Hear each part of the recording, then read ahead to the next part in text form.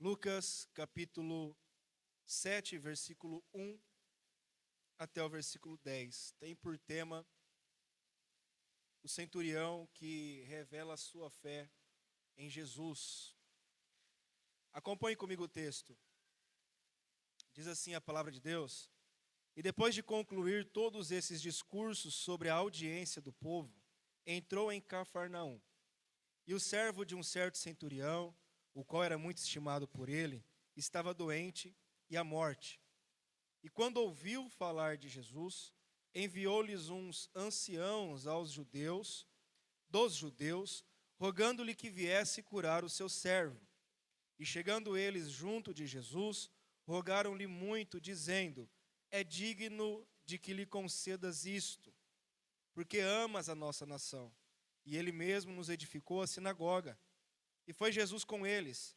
Mas quando já estava perto da casa, enviou-lhe o centurião uns amigos, dizendo-lhe: Senhor, não te incomodes, porque não sou digno de que entres debaixo do meu telhado.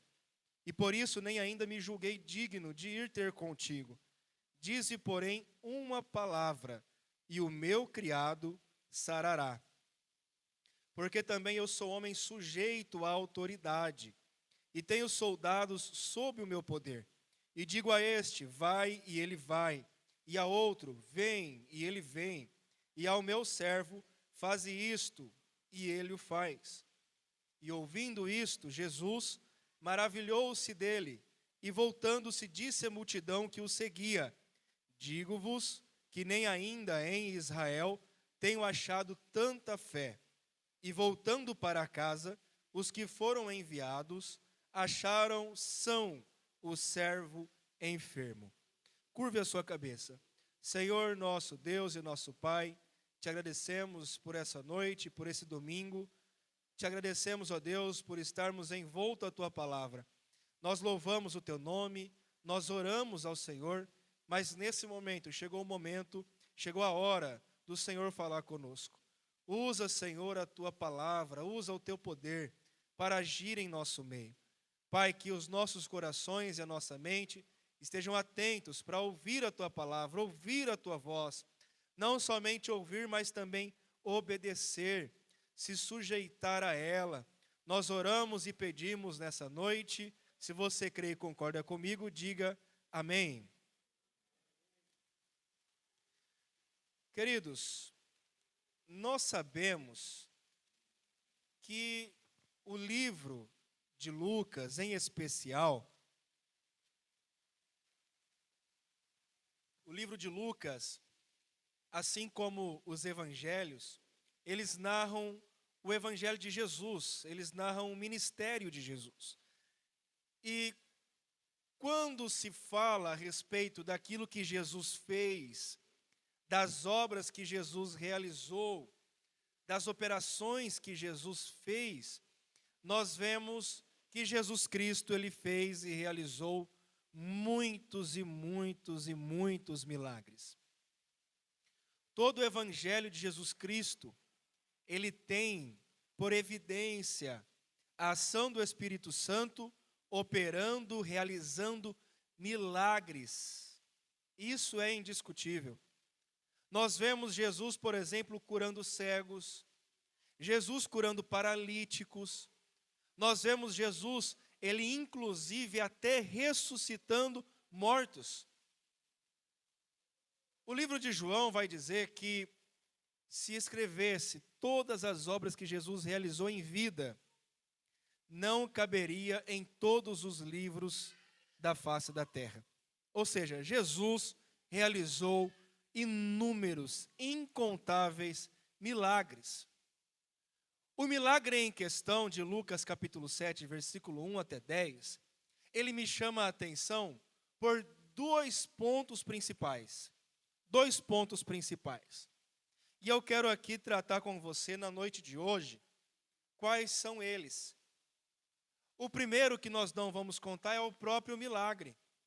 O quão poderoso Jesus foi. O quão incrível Jesus foi, o quão evidente foi o ministério de Jesus para atender os necessitados, os pobres. Jesus ele provia alimento para a multidão que seguia ele. Jesus ele conseguia curar as enfermidades, desde uma simples febre, que já poderia ser um mal muito grande naquela época, porque uma febre era um sinal, era um indício de uma infecção.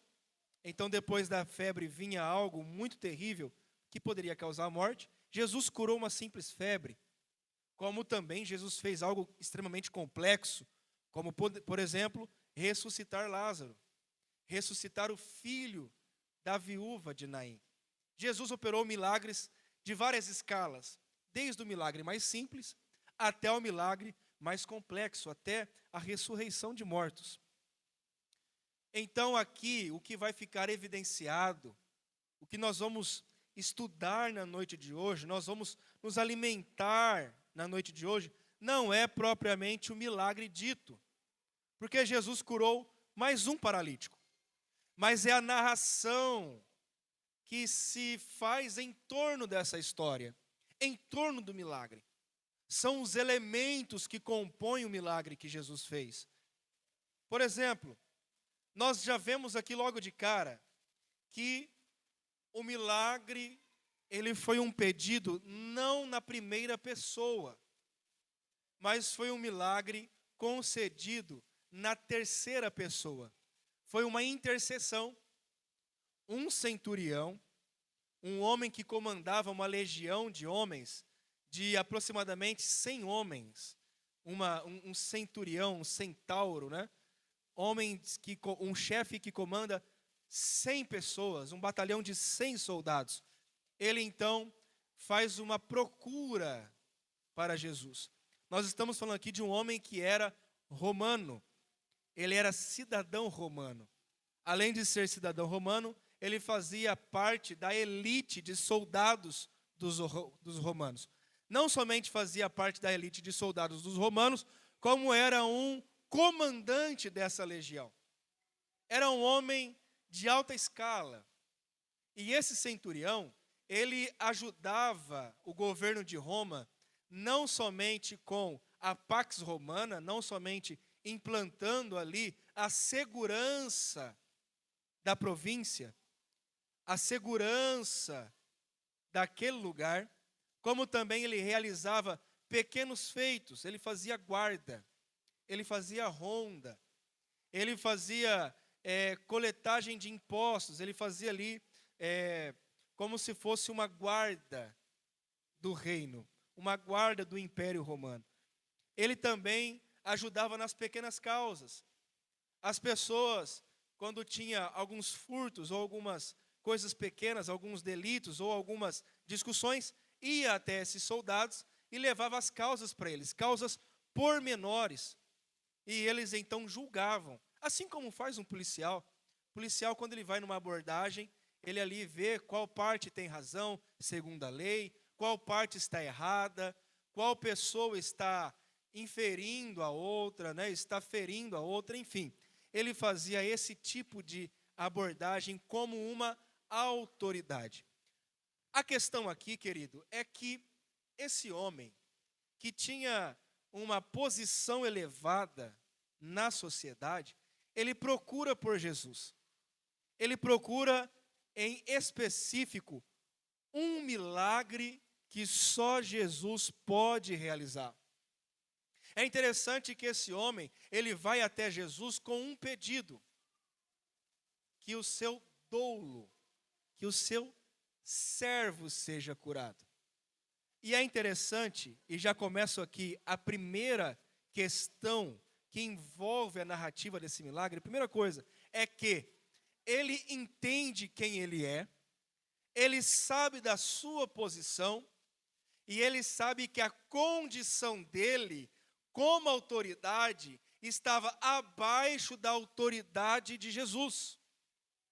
Se esse homem, se esse soldado, ele pensa de forma de autoridade natural, em forma de autoridade natural, ele vai até Jesus e manda que Jesus cure o seu servo. Ele ordena que Jesus faça isso, porque numa escala de hierarquia, ele, por ser um centurião, estava acima de Jesus. Jesus era um professor. Jesus era um mestre. É a mesma coisa que um comandante do batalhão peça para que um professor faça alguma coisa, ou ordene que faça alguma coisa, que mande que faça alguma coisa. Com certeza aquele professor, eu sou professor, com certeza um professor acataria aquela ordem do policial. Com certeza um civil, ele acataria a ordem de um soldado.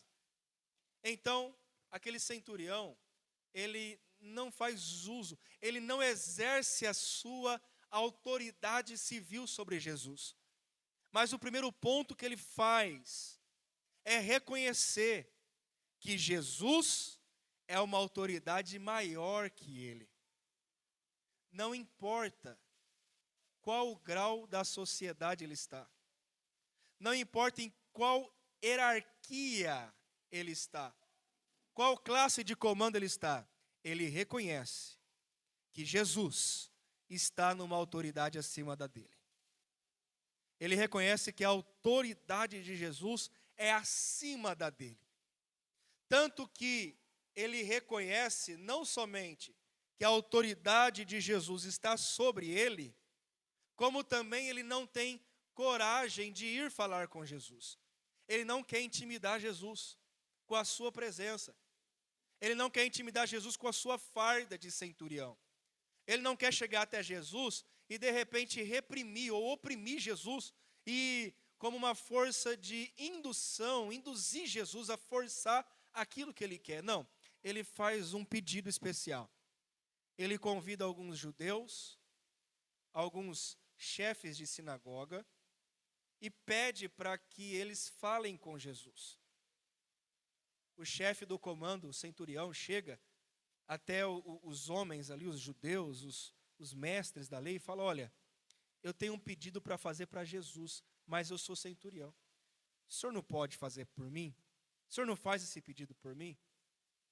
É claro, é óbvio que aqueles homens da sinagoga vai responder àquela autoridade. Eu falo: não, nós vamos falar com Jesus por você, fica tranquilo. Qual é o seu pedido? E então ele fala: olha, eu quero que ele cure o meu servo. Primeiro ponto. Aqueles homens então obedecem à voz de comando, vai até Jesus, e então ali faz o pedido para Jesus. Olha, tem um centurião que tem um servo, um escravo, que precisa ser curado. Ele precisa que você vá e cure aquele homem que está doente.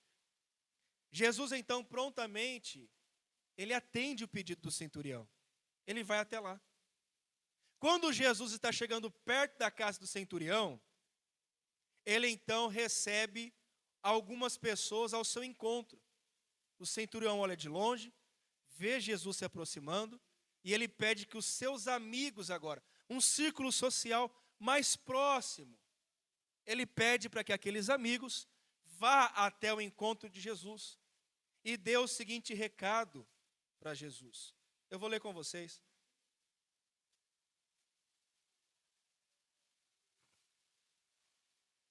Lucas 7,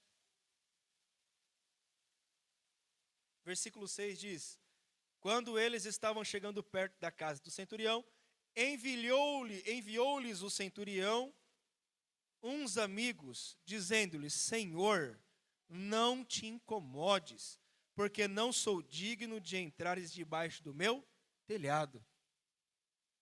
O centurião reconhece a sua vulnerabilidade. Aqui ele está com a sua guarda baixada. Aqui o centurião está dizendo para Jesus: eu não sou digno de te receber. Eu sei que eu sou pecador e eu sei que o Senhor é um homem de autoridade. Eu não sou digno de te receber na minha casa. Aquele homem com certeza recebe homens, servos, ele recebe de repente o próprio governador, ele recebe homens da política, ele recebe vários tipos de pessoas, personalidades e até homens influentes. Mas quando ele vai receber a visita de Jesus, ele fala: não sou digno, eu não tenho preparo para isso, a minha casa não suporta o Senhor não cabe na minha casa. Então o pedido daqueles homens, daqueles amigos é o seguinte: por isso que eu não julguei digno de ir até você. Eu não sou digno nem de ir ao teu encontro. Olha só, irmãos, a questão de hierarquia e autoridade. Aquele homem podia exercer autoridade? Sim. Aquele homem podia obrigar Jesus a fazer o que ele queria? Sim. Aquele homem podia obrigar Jesus a ir até a casa dele e fazer que Jesus curasse o seu servo? Sim. Mas ele não expressa a sua autoridade. Antes, ele reconhece a autoridade maior de Jesus. Ele fala: diga, porém, uma só palavra. Eu quero falar sobre autoridade com você. No versículo 8, ele enfatiza o princípio de autoridade. Ele fala: porque eu também sou homem sujeito à autoridade, e tenho soldados sob meu poder. Digo a esse, vai, e ele vai. Digo a outro, vem, e ele vem. E ao meu servo, faça isso, e ele faz. Querido, esse homem sabe o que é autoridade. E o princípio da autoridade está na sua fala. Ele diz assim: eu sei o que é autoridade. E eu sei também que eu sou sujeito à autoridade, assim como eu exerço autoridade. Aqueles que estão sob o nosso comando, seja ele os nossos filhos, seja ele os nossos empregados, seja ele aqueles a quem nós lideramos, qualquer tipo de pessoa que está abaixo de nós, só vai nos respeitar se nós também respeitamos aqueles que estão acima de nós, seja ele qualquer autoridade. Se eu respeito aquele que está acima de mim e honro, aqueles que estão abaixo de mim também vão me respeitar e também vão me honrar. A autoridade não se obriga, a autoridade não se impõe, a autoridade se conquista. A autoridade é exercida de forma natural, como alguém que fala e a outra pessoa reconhece. Nós temos em nossa vida, querido, vários tipos de autoridade. Nós temos um médico, por exemplo, que é a autoridade da saúde. Quando você vai se consultar com um médico, ele fala para você o que você tem e qual é o tipo de tratamento adequado para você. É ou não é assim? Ele é uma autoridade da saúde. Quando você está dirigindo seu carro e vê a polícia, vê a viatura da polícia, eles fazem um sinal, automaticamente o que você faz? Você para. É automático. Por quê? Porque ele é uma autoridade na execução da lei. Ele está ali para manter a ordem social. Os políticos, ainda que você não goste, ainda que nós não aceitamos, mas são autoridades sobre nós. Eles fazem as leis, eles exercem as leis. Tanto legislam a lei, eles fazem a lei, como também executam a lei. E julgam a lei. São os três poderes. A Bíblia vai dizer que toda autoridade foi constituída por Deus. E a autoridade espiritual? Nós temos nossos líderes, nós temos pastores, nós temos presbíteros, homens que foram consagrados por Deus, foram levantados por Deus, foram reconhecidos por Deus. Por quê? Para exercer a autoridade espiritual sobre a nossa vida. Quando nós vamos nos batizar nas águas, nós fazemos 3 perguntas. Você se submete à palavra de Deus, à Bíblia? Sim. Você se submete aos seus líderes? Sim. Você crê que Jesus Cristo é o seu único e suficiente Salvador? Sim. Se a pessoa falar sim para essas 3 perguntas, então nós batizamos. E ali no ato batismal, quando ela se levanta, ela entende que ela tem 3 princípios a cumprir: obedecer a Cristo, Obedecer a palavra de Deus e obedecer às autoridades que Deus coloca em sua vida. O próprio Jesus disse: toda autoridade constituída só é constituída porque Deus constituiu. Toda autoridade levantada só está na cadeira, só foi levantada e reconhecida porque Deus colocou. Você quer ser um homem e uma mulher de Deus honrados? Você quer exercer autoridade? Então respeite e honre aqueles que estão acima de você. Respeite e honre as autoridades que Deus colocou sobre a tua vida, ainda que você não concorde 100%. E está tudo bem. Nós não precisamos concordar 100%. E nem vamos. Isso é um direito de exercer liberdade de expressão. Você pode até aconselhar teu pastor, teu líder, teus presbíteros, aconselhar os seus vereadores. Não tem problema nenhum. Mas você deve respeitá-los. A palavra honra na Bíblia, no Antigo Testamento, ela tem a impressão de peso. Ela é muito parecida com a palavra kadosh, no hebraico. Kadosh significa glória. Mas a glória do kadosh não é uma glória qualquer, é o peso da glória. Então a palavra honra na Bíblia significa colocar um peso sobre isso. Significa que você pesa aquilo, que você julgou pesado aquilo. Quando a Bíblia fala para você honrar os seus pais, é para você pesar isso, para você colocar um peso sobre isso. Quando a Bíblia fala para você honrar os seus profetas, honrar os seus pastores, é você colocar um peso sobre isso. Honrar as autoridades, colocar um peso sobre aquilo. É um peso você honrar isso. E o contrário disso? O contrário de peso é o quê? Leve. Levar as coisas de forma leviana. Quando você não honra, você leva as coisas de qualquer maneira. Você leva as coisas de maneira leviana, de forma leve. Não tem sentido. Hoje, Deus está nos chamando para honrar aqueles que estão acima de nós. Amém? Coloque um peso sobre isso. Coloque um peso de glória, um peso de honra sobre isso. Quem está acima de você? É o teu marido? É o teu patrão? É o teu Senhor? Quem é que está acima de você? Se Cristo é o cabeça da igreja, nós devemos honrar a Cristo? Nós devemos honrar a Cristo? Sim. Nós devemos colocar um peso sobre isso. Nós devemos pesar isso. Amém? Segundo ponto, é interessante isso. É interessante isso. O soldado vai falar assim: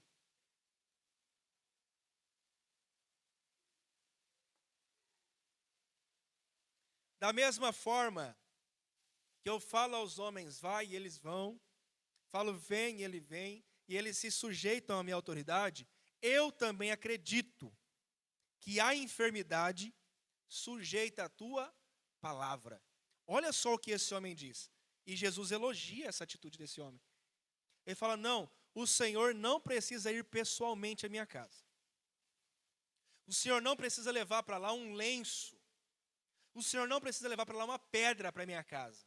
O Senhor não precisa levar nada disso. A única coisa que o Senhor precisa fazer é liberar uma palavra. Basta uma palavra. E eu acredito que o meu servo vai ser curado. É engraçado porque esse homem, ele não precisa ver, ele não precisa tocar, ele simplesmente acredita no poder da palavra de Deus. Ele somente acredita na palavra. Para ele está tudo bem. Eu não preciso me agarrar a essas coisas. Eu não preciso me apegar em amuleto. Eu não preciso de trevo de 4 folhas. Eu não preciso de pé de coelho. Não preciso pendurar uma ferradura na minha casa. Não preciso. Não é isso que traz boa sorte. Não é isso que muda a minha história. Não é isso que faz o milagre acontecer na minha casa. O que faz o milagre acontecer na minha casa é a palavra de Deus. É não só ouvir a palavra de Deus, mas também ela ser manifesta na minha casa. Esse homem entende a realidade espiritual. Ele reconhece e entende a autoridade espiritual. É um homem romano. É um homem que carregava amuleto para cima e para baixo. Pequenos deuses, ele levava para cima e para baixo. Ele é acostumado na sua cultura a fazer isso. Mas ele fala, não, Senhor, não preciso de amuleto, não preciso de nada. Basta que o Senhor libere uma palavra. Eu vejo tanto crente, tanta gente no meio evangélico, fazendo campanhas e campanhas, ungindo lenço, carregando pedra, pedacinho de muralha, leva para casa, e chave do céu. São pessoas que não acreditam na palavra. São pessoas que precisam se apegar em alguma coisa, em algum objeto. Tem que materializar a fé. São pessoas descrentes. E esse homem, o centurião, ele ensina o princípio de fé. O princípio de fé é acreditar mesmo que você não veja. É crer que Deus pode fazer um milagre mesmo sem você pegar na mão nada. Mesmo que não seja palpável. É crer que Deus faz um milagre na sua vida. Levante as suas mãos, eu quero profetizar para você. Para realizar um milagre na tua vida, você só precisa crer na palavra que é liberada sobre você. Só isso. É quando o pastor estiver pregando, ou o presbítero estiver pregando, e falar, a tua casa é um pedaço do céu. E você levantar a sua mão e dizer, eu creio. Em nome de Jesus, eu creio. Há poder na palavra. Há poder manifestado naquilo que nós acreditamos. Se você recebe o seu salário, e a primeira coisa que você fala é olhar para o saldo da conta, ou olhar para o contra-cheque, e amaldiçoar, o teu salário será amaldiçoado. Porque você profetizou, você falou aquilo. A palavra tem poder. Repita comigo, a palavra tem poder. Se a tua casa você fala palavras como miserável, miséria, meu dinheiro não dá para nada, isso não serve para mim, você acaba manifestando essas coisas, porque há poder na palavra. Se você fica emitindo xingamentos, chamando coisas ruins, inferno, capeta, quanto mais você fala, mais você atrai, mais você chama, mais você invoca, porque há poder na palavra. A partir de hoje, não permita que a tua casa tenha palavras malditas. Não permita. Se você vai sentar em volta da mesa e se alimentar da refeição, agradeça a Deus, ainda que seja pouco. Agradeça a Deus. Ainda que o teu salário tenha sido pouco, agradeça a Deus. Se não tem leite, tem água. Se não tem mistura, tem ovo. Agradeça a Deus. Agradeça a Deus. Como diz a palavra do Senhor, em tudo dai graças. O apóstolo Paulo disse, eu aprendi a ter tudo e aprendi a não ter nada. Eu sei o que é passar fome, eu sei o que é ter um banquete. Eu sei o que é estar bem vestido, eu sei também o que é andar pelos trapos. Eu já experimentei o bom, já experimentei o ruim. Eu sei o que é alegria, eu sei o que é tristeza. E ele conclui esse versículo dizendo, eu sei de uma coisa, posso todas as coisas naquele que me fortalece. Eu sou sustentado pela palavra de Deus. A minha casa vive as promessas de Deus. A minha casa vive as bênçãos de Deus. A minha casa é abençoada. Os meus filhos são abençoados. O meu marido é próspero. A minha esposa é virtuosa. Comece a declarar palavras de bênção na tua casa. E você vai ver que as coisas vão mudar. Amém? Quem crê nessa palavra? Quem crê nessa palavra? Comece a fazer isso a partir de hoje. Comece a profetizar coisas boas. Chame o céu para a tua casa. Chame a glória de Deus para a tua casa. Coloque louvores que manifestam a presença de Deus, que atrai a presença de Jesus. Chame o Espírito Santo para morar com você na tua casa. Convide hoje. E você vai ver que a tua realidade vai começar a mudar. Porque há poder na palavra de Deus. Há poder na palavra de Deus. Então declare a palavra de Deus. Último ponto, eu já vou encerrar. Ele fala o seguinte: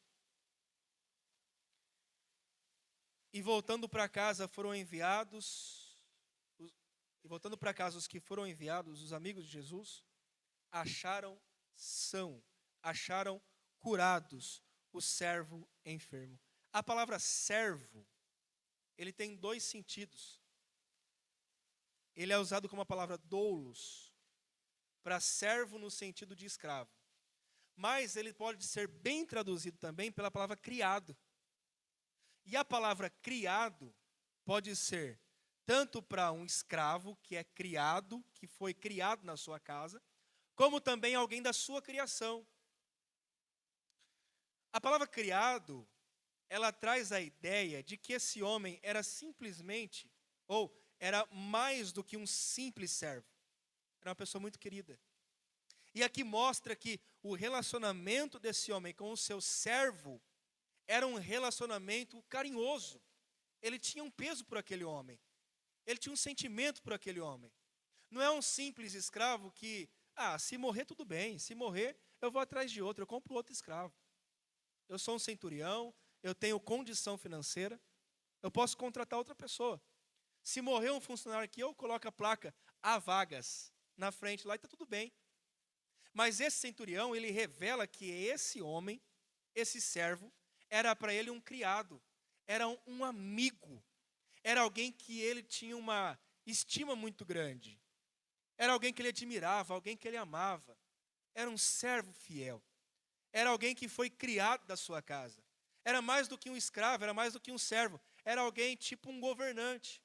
E o escravo daquela época é diferente do escravo que nós conhecemos nos dias de hoje.